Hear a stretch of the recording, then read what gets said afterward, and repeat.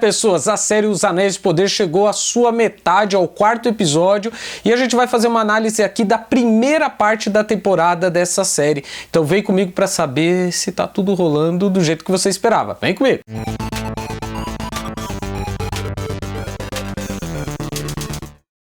Pessoas, então Anéis de Poder chegou ao seu quarto episódio. Eu já fiz uma análise aqui dos episódios 1 e 2 e falei um pouquinho do histórico também. Vou deixar aqui nos cards para vocês poderem assistir esses dois vídeos, que ajuda aí a entender um pouquinho mais sobre o universo de Anéis do Poder. Então a gente chegou ao quarto episódio. Eu vou fazer um resumão aqui, como eu já falei dos episódios 1 e 2, eu vou falar aqui onde os personagens estão, cada um dos núcleos, até agora, depois do terceiro e do quarto episódio. Eu vou falar misturado, tá? Não vou fazer análise detalhada de cada um dos episódios, só vou falar onde cada um dos núcleos chegou e depois vou dar minha análise dessa primeira parte aí da temporada. Indo pro núcleo de Númenor, a gente tem a Galadriel e ela conseguiu convencer a Rainha Regente a juntar uma comitiva para ir para as Terras do Sul e enfrentar os orcs. E a gente também tem o Halbrand, que é um humano que ela descobre que ele é rei dessas Terras do Sul,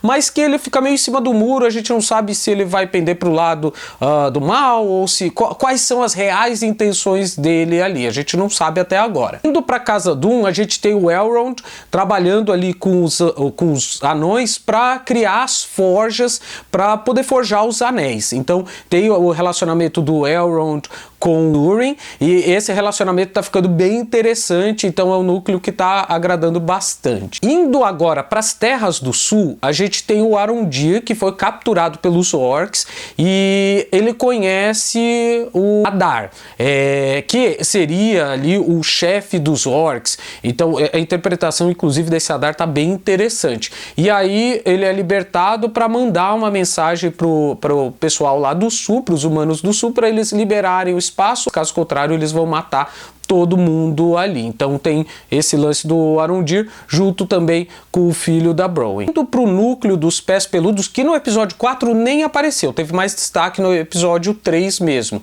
A gente tem a Nori, que tá com aquele homem que caiu lá do cometa, lá da estrela cadente ali, que é o homem grande. Então a gente já começa a ver que esse homem parece ter alguma ligação com o Sauron. E a própria Nori arruma uma confusão danada ali no episódio 3 com os Pés Peludos, com a comunidade dela, justamente por ter escondido esse humano gigante ali. Galera, agora indo para a avaliação de como foi, né, como é que tá o Anéis de Poder até o episódio 4, né, episódio 1, 2, 3 e 4, aí fazer uma análise geral.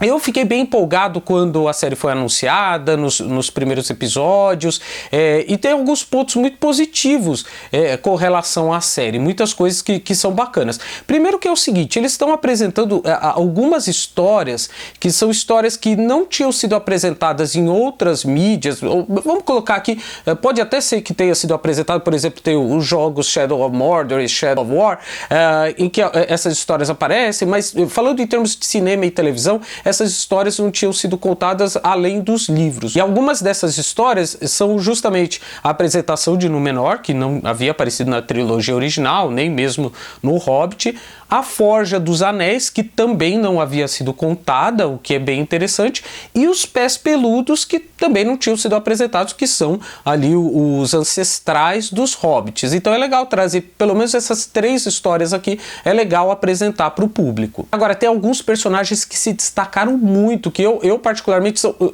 eu tô gostando demais, que são os personagens que eu mais gostei na série até agora. O Arondir, que é o elfo, né, que foi capturado ali pelos orcs, e eu acho que tá muito legal o arco dele, e esse personagem ele é muito importante porque ele apresenta um outro tipo de elfo, porque até agora a gente tinha visto no Senhor dos Anéis, os elfos que são seres ali superiores, né, que a gente tem toda aquela áurea deles, eles são fechados ali no mundo deles, e o Arondir ele traz um elfo que está conectado com os humanos, que ele não faz parte de toda essa áurea aí. Só corrigindo o que eu acabei de falar, na verdade a gente tem um pouco disso com o Legolas, né, então eu acho que o Arondir ele traz essa proximidade muito ao Legolas, Legolas, ali que é um elfo mais combatente e traz todo esse peso ali pro personagem, e que ele tá na linha de frente contra o mal. Ele é o cara que tá ali na linha da ação. E é legal isso, é bacana ver essa interpretação. Então tá me chamando muita atenção, tá sendo muito bacana ver o Arondir. E outro personagem que tá bem legal é o Elrond, porque eu acho que o Elrond, ele tá mostrando como ele chegou naquele estado que ele é apresentado na trilogia, ou até mesmo no Hobbit, em que ele é já um líder ali dos elfos, um líder élfico, e que ele tem ali, ele é muito conhecedor da história ali da Terra-média, de tudo que aconteceu, e que ele consegue dialogar com os povos, um cara que tem esse lance do diálogo, essa diplomacia. E aqui a gente vê a construção dele. Então, o ator está entregando muito, tá muito legal a interpretação dele. Eu acho que vai muito ao encontro do que a gente vê lá na frente do Elrond, lá na trilogia do Senhor dos Anéis. E outra coisa interessante também é que a gente tem a amizade dele com Durin, que faz muita alusão, né, ao Gimli e o Legolas. Então eles têm aquele lance meio que um provoca o outro. Até tem uma cena engraçada em que a Disa, ela até pergunta, como é que vocês se conheceram mesmo? E aí cada um conta a sua versão ali, então fica um negócio bem interessante, é bem bacana a gente ter esse encontro ali dos dois. Então eu tô achando muito, muito, muito interessante, muito bacana a interpretação aí do Elrond. Para fechar aqui de personagens que se destacaram, tem a Nori, que faz parte ali dos Pés Peludos, né? Então a Nori também traz essa inocência dos hobbits e aquela vontade que a gente enxerga um pouquinho nela, enxerga um pouco do Bilbo nela, um pouquinho do Frodo, daquela coisa de, tudo bem, eu gosto de onde eu estou, mas eu tenho uma curiosidade, eu quero sair, eu quero quebrar um pouquinho as barreiras dessa comunidade que eu tô, e eu quero conhecer um pouquinho o que tá lá fora, até mais um pouquinho o Bilbo, né, que ele tem um pouquinho mais disso, né? O Frodo, ele foi meio que jogado ali na situação, né? Mas que também em nenhum momento ele fraqueja ali, ele vai, não, vamos lá, tem que fazer isso, vamos embora, né? Então ela tem esse lado, é muito interessante, e a Nori também é um destaque absurdo. A atriz tá super fofa, tá super legal mesmo. Mas, galera, é o seguinte, como eu sempre faço as avaliações, tem pontos também que, lógico, são pontos, essas análises, gente, vamos lá, né? São pontos totalmente subjetivos. De repente você teve uma outra experiência com essa série, uma experiência super bacana, uma experiência negativa, mas aí fica a critério, eu jogo aqui e aí você vai fazendo a sua própria análise aí. Mas tem alguns pontos que são negativos. Um ponto que tá me pegando e às vezes me tira um pouco da história aí de Anéis de Poder é o corte da série. Então, assim, quando eles alternam de um núcleo para outro, por exemplo, a gente vai sair do núcleo que está em Númenor e vamos lá para o núcleo dos Pés Peludos. Às vezes uma cena não conversa muito com a outra. E não conversa muito com a outra, até pelo sentido de até a própria edição, até a própria iluminação, lógico que isso faz parte, são lugares diferentes mesmo, mas às vezes não se conversa. Mas tem um exemplo claro aqui, que a gente tem o filho da Bronwyn no quarto episódio, é um spoiler para quem não assistiu, tá? Ele tá conversando com um cara lá, um coadjuvante do coadjuvante ali, que é um seguidor do Sauron, e que ele vê a marca do Sauron no menino e ele começa a falar e tal, não sei o que. E aí ele faz alusão àquele cometa que caiu, né, e que passou a marca ali no céu, que seria uma alusão ao Sauron chegando na Terra. Aí é o seguinte, se isso tem alguma relação com aquele homem gigante que está lá com a Nori, com o núcleo dos Pés Peludos, ou mesmo que não tenha relação, mesmo que você, não, aquele foi um cometa, vamos supor que tivessem dois ali, mas de repente meio que para enganar o público e tal, cara, seria interessante cortar na cena seguinte e dar sequência a isso, né? Mostrar aquele gigante e falar, olha, para lembrar o público, caiu um cometa do céu, quem caiu do cometa do céu, quem estava lá é esse cara aqui, vamos mostrar ele, mas não, corta para uma cena que não tem nada a ver, e não acontece isso só uma vez, acontece isso algumas vezes, isso daí acaba acontecendo. Então eu acho que é importante também tomar um pouco de cuidado com isso, tá? Então essa cena aí me chamou bastante a atenção dessa mudança aí, né? Então esse corte também não tá muito interessante. Outra coisa também que me pega ali e pode parecer até bobagem o que eu vou falar,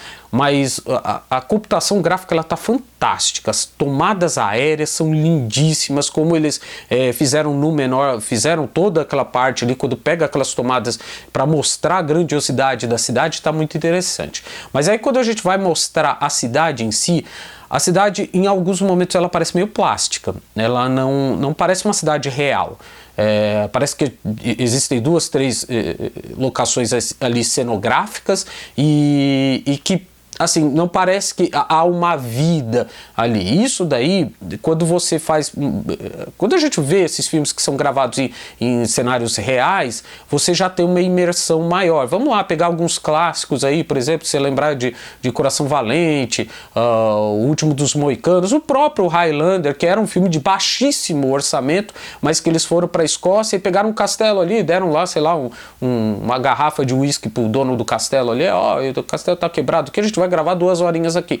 Quando você pega isso, você tem algo que é um pouquinho mais real, mas isso acontece mais no menor mesmo, porque quando você vai para o núcleo, por isso até que o núcleo do Arundi está se destacando um pouquinho mais. Quando você vai para lá, você tem a cidade em campo aberto, uma tomada aberta de um local real. Eu, particularmente, é o que eu falei, isso daqui é algo que eu sinto, de repente você não tem essa sensação. Eu sinto falta um pouquinho de cenários um pouquinho mais reais, de repente ter pego uma locação, algo que já exista ali, algumas muralhas que já foram, já são construídas, já estão ali, e de repente gravar e simular que aquilo ali fosse no menor. Talvez fosse uma decisão um pouquinho mais interessante.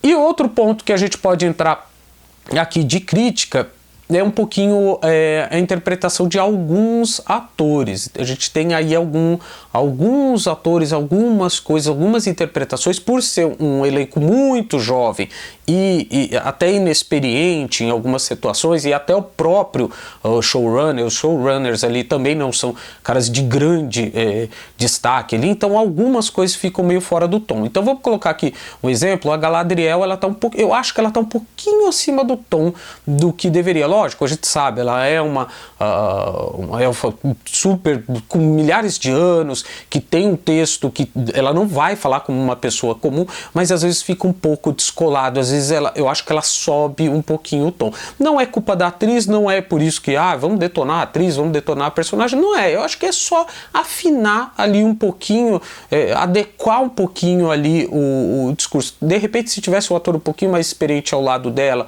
no núcleo dela, de repente ajudaria, né? Ou um showrunner um pouquinho mais dedicado a isso, acho que melhoraria um pouquinho esse ponto. Outro ponto aqui que também às vezes te tira um pouco da situação é que a trilha ela tá muito boa, mas às vezes a trilha ela não casa com os acontecimentos ali, né? De repente uma trilha que tá trazendo ali que algo grandioso vai acontecer, mas de fato não está acontecendo algo tão grande assim, não há uma grande revelação, não há algo tão espetacular ali sendo apresentado. Então eu acho que adequar isso, que aí entra no lance da montagem da edição, né? Adequar, puxa, que momento que a gente vai lançar a mão dessa trilha, porque senão você acaba banalizando a trilha. O tempo inteiro você tem uma trilha e não está acompanhando, os acontecimentos não acompanham a trilha. Não que a trilha seja ruim, não que os acontecimentos sejam ruins, mas que eles não estão colocados nos lugares certos. Então esses pontos negativos, que não são nada que vou fazer, nossa, a série vai flopar por conta disso, a série é horrível por conta disso. Não, são alguns detalhes que numa segunda, terceira, quarta, acho que vão ter aqui 5 temporadas, né? Até a 5ª temporada a gente vai ter isso ajustado, né? Mas que aqui ainda patinou um pouquinho. E minhas expectativas para a segunda metade aí da temporada é o seguinte: eu espero que algumas dessas tramas elas desenrolem, elas apresentem algumas coisas, não sei, de repente já começar a Forja dos Anéis, né? Então a gente já começar a ver o trabalho em cima dos anéis, de repente a gente já tem uma pista maior de quem é esse homem misterioso aí, se não tiver a revelação 100%, mas pelo menos uma pista um pouquinho mais concreta ali, a gente começar a já ver o embate dos orcs com os elfos que estão indo lá, na verdade a Galadriel indo com o pessoal lá de Númenor, então ver o embate ali, ver o que vai acontecer e de repente saber de onde veio aquela espada, aquele fragmento de espada que tá lá com o filho da Browen. Então de repente é legal ter essa amarração aí e a correção de alguma dessas coisas que eu coloquei como pontos negativos, que é facilmente corrigível. Lógico, não se corrige agora, assim, eu acho que na verdade, assim, para o final da temporada isso não vai se corrigir, isso vai se corrigir para a segunda temporada, uma vez que isso está tudo gravado, tudo já foi gravado, que é o peso, né, e o prejuízo que se banca quando você grava tudo de uma vez só, que é diferente, por exemplo, de uma série que tem 20 e tantos episódios, que você tem paradas e você pode ir corrigindo no caminhar da carruagem aí. Você, meu amigo, o que você achou até agora do Anéis do Poder, a primeira parte da temporada? Galera, não se esqueça de se inscrever no canal, de deixar aquele like esperto, deixa aquele comentário aqui embaixo. Gente, vamos deixar os comentários ali, fazer críticas bacanas ali, né? Então cuidado aí nos comentários, beleza? Então semana que vem a gente tá de volta com mais conteúdo aqui da Cultura Pop. Valeu, abraço e fui!